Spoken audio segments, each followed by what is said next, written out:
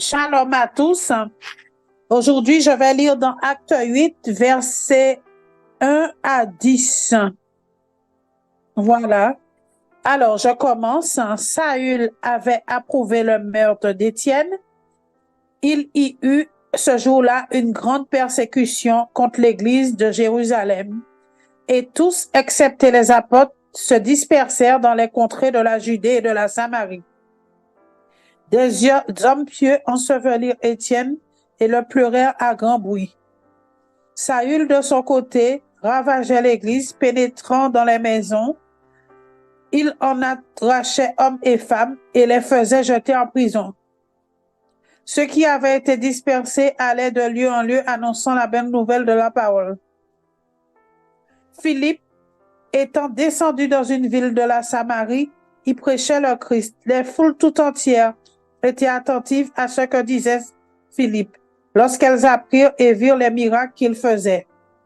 Car des esprits impurs sortirent de plusieurs démoniaques en poussant de grands cris, et beaucoup de paralytiques et de boiteux furent guéris.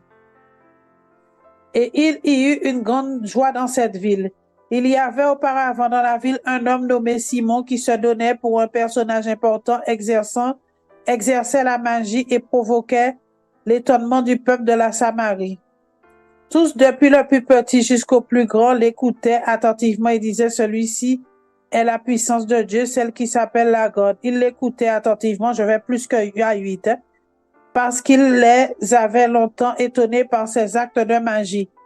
Mais quand ils eurent cru à Philippe, qui leur annonçait la bonne nouvelle du royaume de Dieu et du nom de Jésus-Christ, hommes et femmes se firent baptiser. Simon lui-même crut, et après avoir été baptisé, il ne quittait plus Philippe, et il voyait avec étonnement les miracles et les grands prodiges qui s'opéraient.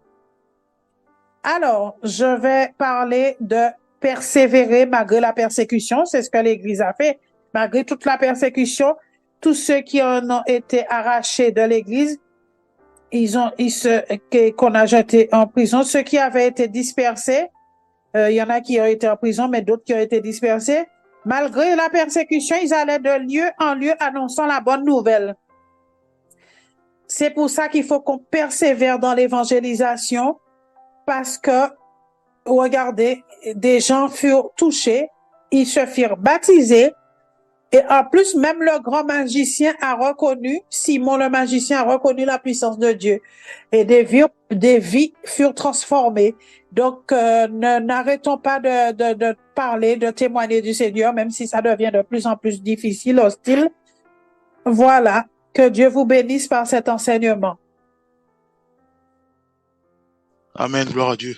Ok, nous allons prendre un verset, nous allons prendre Acte 17, verset 11. Donc je vais lire. Il recevait la parole avec beaucoup d'empressement. Et il examinait chaque jour les Écritures pour voir si ce qu'on disait était exact. Donc ici, on parle bien sûr des chrétiens de Béret, où ce sont les bien-aimés qui aiment les chrétiens, qui aiment les chrétiennes, qui aiment écouter la parole de Dieu. Pourquoi? Parce que la parole de Dieu est là pour nous façonner, pour nous corriger, pour nous rendre meilleurs, à l'image de notre Seigneur et Sauveur Jésus-Christ. Alors, donc les chrétiens libérés, c'est ceux et celles qui sont zélés pour le Seigneur, qui aiment le Seigneur, qui aiment écouter la parole de Dieu, qui aiment constamment s'imbiber de la parole de Dieu, qui aiment nuit et jour creuser les Écritures. Pourquoi? Tout simplement pour être plus meilleur, pour maîtriser réellement la parole de Dieu, pour réaliser, pour reconnaître que Dieu est amour, pour reconnaître que Dieu aime ses enfants, Dieu aime ceux et celles qui marchent dans la sainteté, ceux et celles qui marchent dans la sanctification, ceux et celles qui marchent par amour, ceux et celles qui rejettent le mal, qui rejettent la haine, qui rejettent tout ce qui vont tout ce qui va à l'encontre de la parole de Dieu. Voyez-vous? Donc, ils remettaient les micros, à notre époque, je dirais qu'ils remettaient les micros à tous les hommes de Dieu, à toutes les servantes du Seigneur. On leur remettait le micro, ils étaient assis, ils écoutaient. Voyez-vous? Donc, il y a des pasteurs qui venaient, il y a des faux pasteurs qui venaient, et ils leur remettaient le micro. Pourquoi? Parce qu'ils avaient l'assurance sur la parole de Dieu, mes bien-aimés. Les chrétiens de Béret n'ont jamais peur d'un faux pasteur ou d'un vrai pasteur. Pourquoi? Parce que eux-mêmes, ils ont l'écriture. Eux-mêmes, ils ont la parole de Dieu, bien-aimés. Puisque un chrétien et une chrétienne sont conduits par la parole de Dieu, sont guidés par la parole de Dieu, sont orientés par la parole de Dieu, sont bâtis, formés, transformés par la parole de Dieu. Or, les chrétiens des Béret examinaient la source même qu'est la parole de Dieu tous les jours. Tous les jours. Ils s'imbibaient de la parole de Dieu. Ils se laissaient être remplis pleinement de la parole de Dieu. Une fois imbibés de la parole de Dieu, à ce moment-là, avec assurance, ils remettaient les micros à toutes les personnes qui venaient les rendre visite pour les enseigner. Ils remettaient les micros aux faux pasteurs. Ils remettaient les micros à tous ceux et celles qui se disaient pasteurs ou prophétesses ou servants du Seigneur. Ils les écoutaient. Pourquoi? Parce qu'ils avaient l'assurance qu'ils ont avalé la parole. Ils avaient l'assurance que le Saint-Esprit inonde puissamment leur vie et les aide à discerner ceux du faux et ceux du vrai, ou celles du faux ou celles du vrai. Bien aimé. Nous devons être comme des chrétiens de Béret. Nous devons être comme des chrétiens de Béret, mes bien-aimés. Voyons-nous. Il est important. Pourquoi? Parce que le jour où on est face à un faux pasteur, à un faux homme de Dieu, à un faux messager, mais nous le serons rapidement. Pourquoi? Parce que nous maîtrisons la parole de Dieu. Et quand le bien-aimé va commencer à nous enseigner, mais les chrétiens des Béret, qu'est-ce qu'ils faisaient? Tout était scanné sur les Écritures. Ils examinaient les Écritures pour pas sonder, mais pour faire passer ce qu'ils ont reçu comme philosophie via les Écritures. Si ça concordait, oui, gloire à Dieu, ils les prenaient, ils les mettaient en pratique. Mais s'il y avait opposition, à ce moment-là, ils rejetaient la parole qu'ils rejetaient.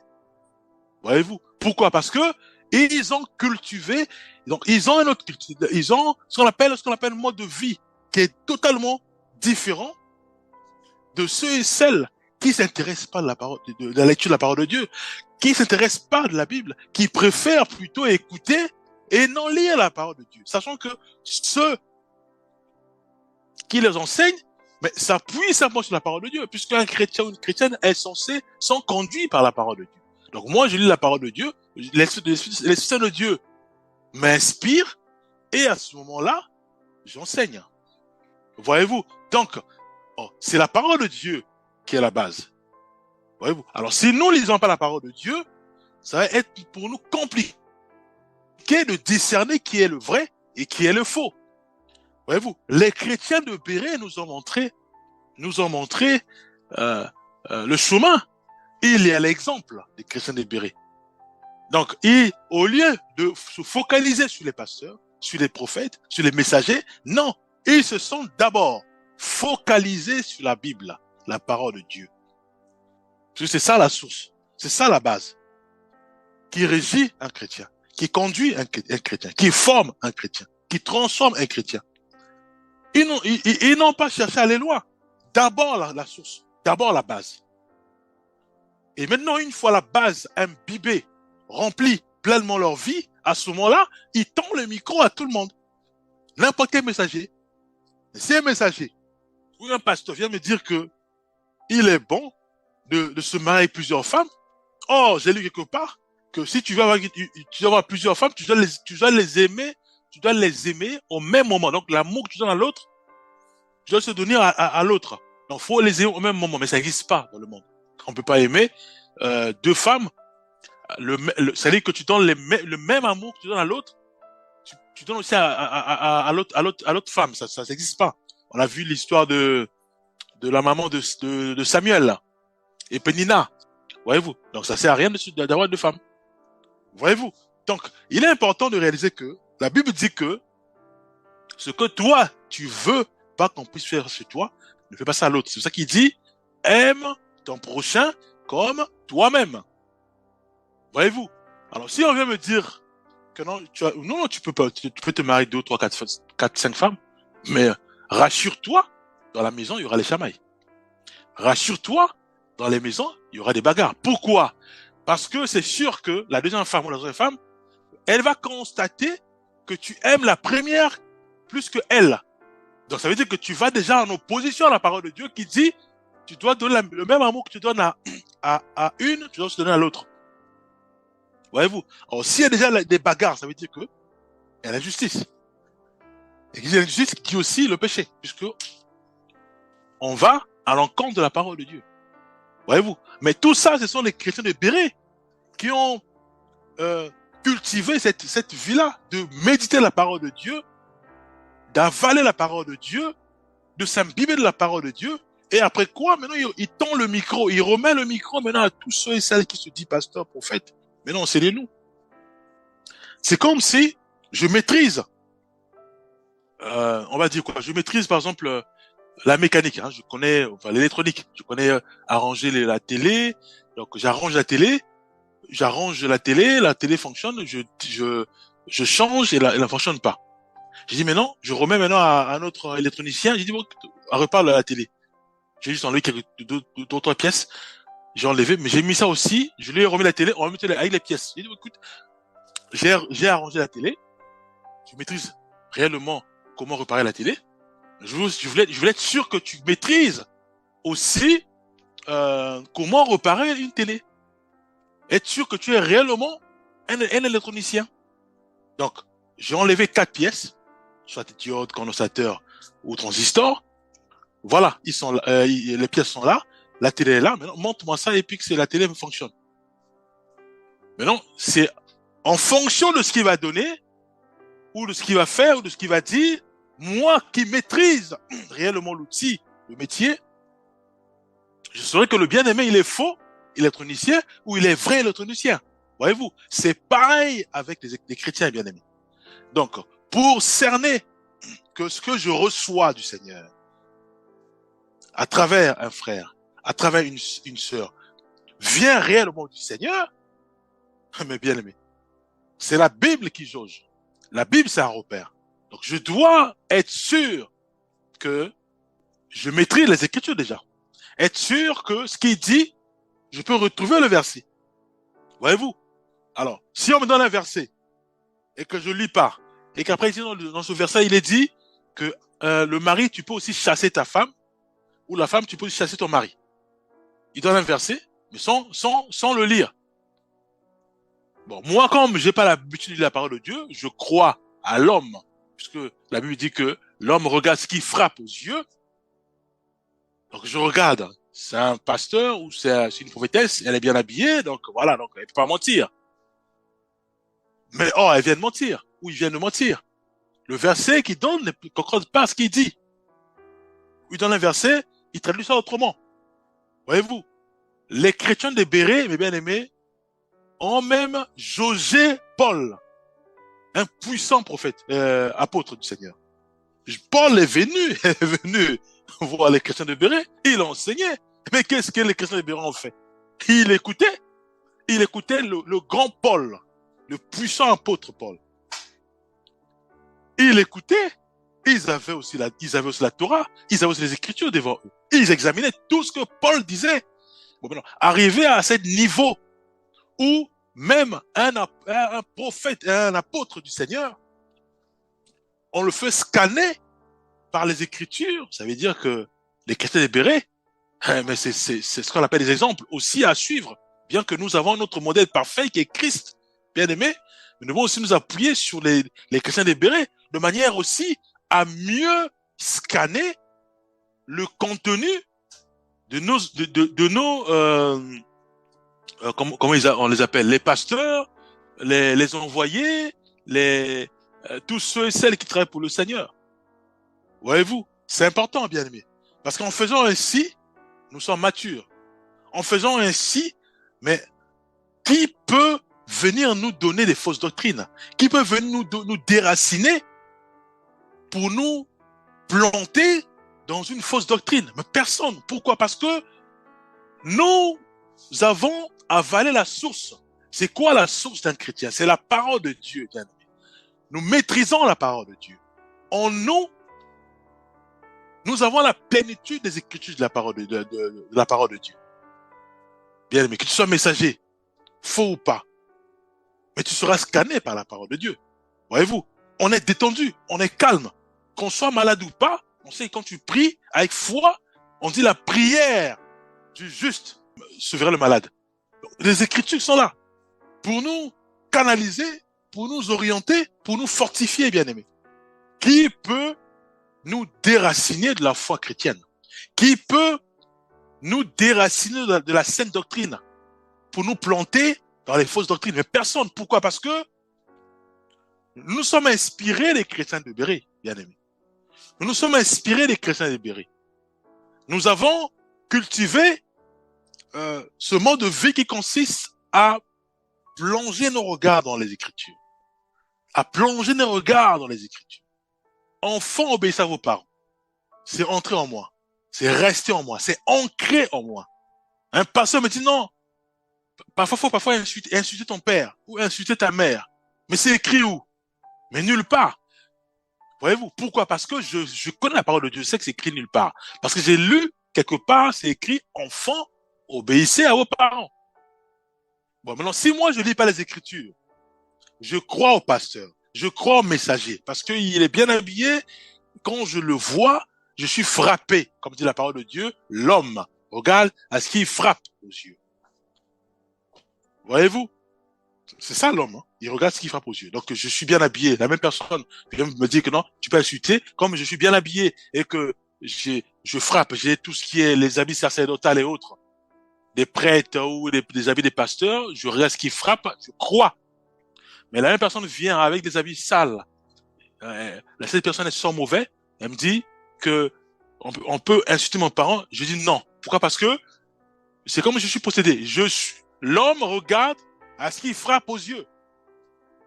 C'est Dieu qui dit ça. Et l'homme est comme ça, bien aimé. Voyez-vous? Or, Dieu, il regarde quoi? Il regarde le cœur. L'intention, pourquoi tu sors cette parole? C'est pour me soutirer l'argent? C'est pour me pousser à ne plus fréquenter mes parents, pour que tu puisses mieux me contrôler et me soucier l'argent? Me soutirer l'argent? Ou venir, habiter chez toi? Enfin, il y a beaucoup de choses. Voyez-vous? Donc, nous devons, il est important, déjà, d'appliquer ce qui marche. Mais qu'est-ce qui marche? La stratégie des chrétiens des Bérets marche parfaitement. Puisque ça a fait ses preuves. La preuve en est que cette stratégie a été utilisée pour scanner le contenu de Paul dans Acte 17, verset 11. Voyez-vous? Donc il est important, bien mes frères et sœurs, de réaliser que nous devons réellement lire la parole de Dieu. Nous devons réellement nous appuyer sur la parole de Dieu. Nous devons réellement nous laisser remplir pleinement de la parole de Christ. Pourquoi? Pour effectivement laisser les micros maintenant à tous ceux et celles qui se disent messagers du Seigneur, pasteurs, apôtres, évangélistes. Nous, on les écoute. Puisque la parole de Dieu, elle est assise en nous, bien-aimés. Mais qui peut encore nous déraciner dans la saine doctrine et nous mettre dans une fausse doctrine? Personne, bien-aimés. Pourquoi? Parce que la parole de Dieu est assise en nous. Bon, nous. Donc, il est important, bien mes frères, que vraiment, je nous conseille de lire la parole de Dieu. Je nous conseille de nous appliquer dans ça. En faisant ainsi, que ce soit jeune chrétien ou je viens à peine de connaître la vie chrétienne, je viens à peine de débuter. En mettant en place ces stratégies, personne pourra aujourd'hui me mentir. sur la base des Écritures, en utilisant le mot chrétien, ou utilisant le mot chrétien, ou en utilisant les enseignements. Personne. Pourquoi? Parce que j'applique la stratégie qui marche. Les chrétiens de Béret, bien aimés. Voilà ce que j'en ai partagé. Nous allons prier. Père, nous te bénissons, te rendons grâce pour ton amour. Merci pour ta bonté, Père.